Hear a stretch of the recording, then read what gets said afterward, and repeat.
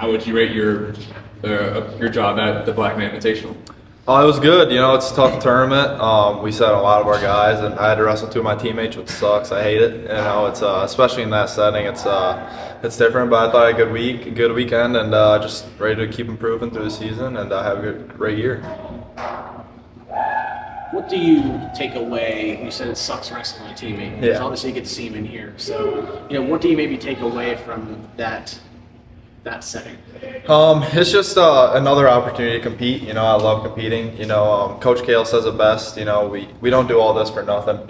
We love to compete, and I think that that's what I take away. It's just another opportunity to get better, and I think that what we work on in here every single day shows out there, and I'm just happy to show my skills and kind of expose myself to the areas I need to get better in. So that's really what I take away from every competition, just another opportunity. I'm super grateful for them. Don't work our tail off in here for nothing. So I think that just getting those opportunities, I'm grateful for. Did you think coming in that you'd be locked into a lineup battle, so to speak, or?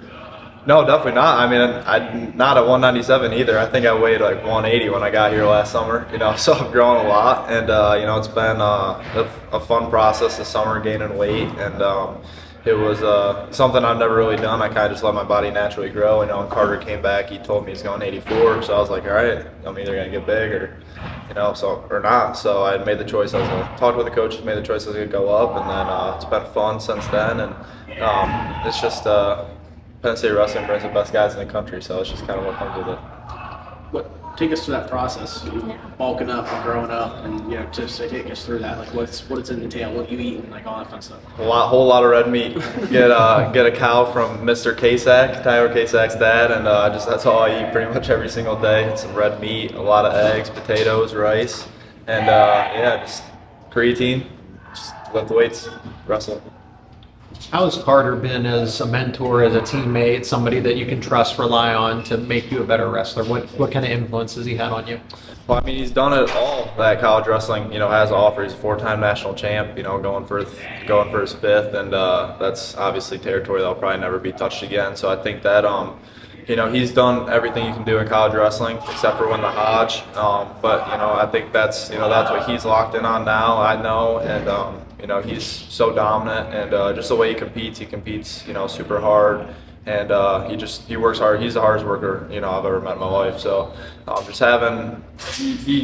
he's super good. His results, they speak for themselves, but you kind of see what working hard does for you. When you get to see him wrestle and compete. So I think that just seeing his work ethic in here and how it translates to his competition on the mat is just it's like there's a lot of proof in the pudding that if you just work hard, put your head down, and do what you say you're gonna do, it works out. So I think that's the biggest thing I've learned from Carter, just work hard, and everything's gonna work out, if you just keep pushing yourself in here every day. What tangible wrestling skills have you improved compared from last season to this season?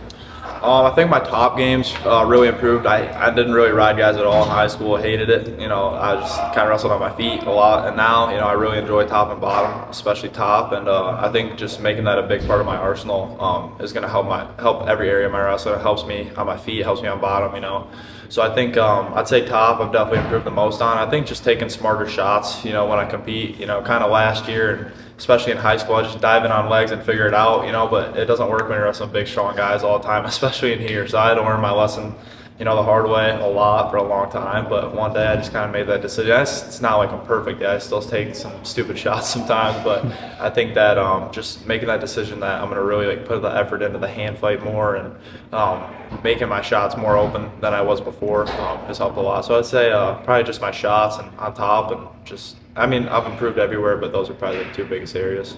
Does that kind of go hand in hand with you wrestling at a heavier weight class and you're wrestling bigger guys? You have to feel yourself taking maybe different approaches than what you normally would do? Yeah, I think that, coming in, I honestly thought I was going to be a 74-pounder, and then I figured that out after a couple of months that was not going to happen, and then I was an 84-pounder last year. I felt good, but this summer when I started putting on the mass, I felt better, and I think that I'm competing a lot better. I feel stronger at this weight class, and cutting weight I don't think really helps anybody.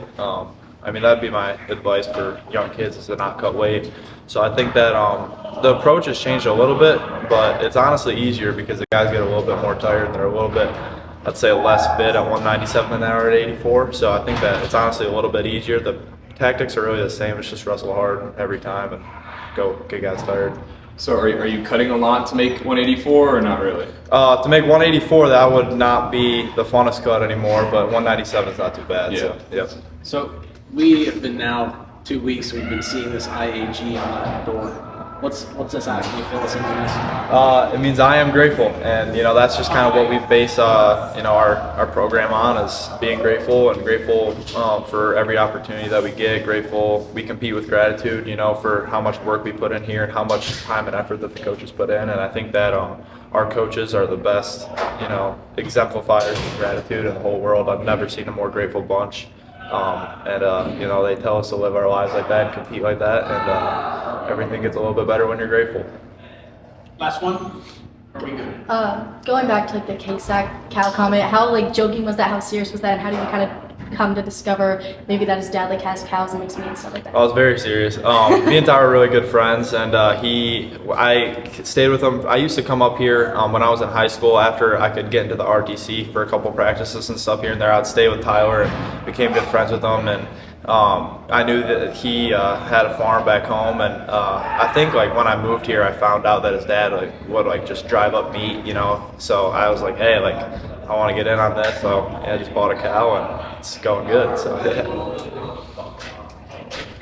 right, thank you guys. Thank you.